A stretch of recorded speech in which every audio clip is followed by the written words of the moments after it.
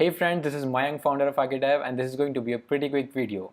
Today we're going to talk about how to start up with learning iOS.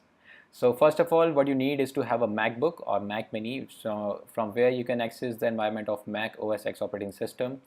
The second thing you need to have is an editor called Xcode. You can directly download it from App Store, or you can find a link down below in my description from where you can download the Xcode editor. The third thing you need to have is the knowledge of basic programming. That is, maybe you can have a knowledge of Swift, you can have a knowledge of C++ or Java, whatever you feel like. You can have a basic knowledge of those languages, and you're going to start up with Xcode then.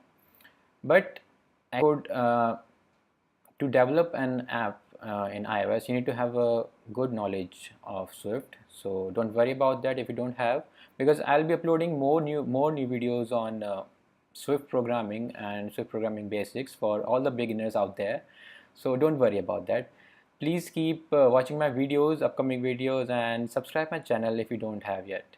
So thanks for now. See you in the next one. Bye bye.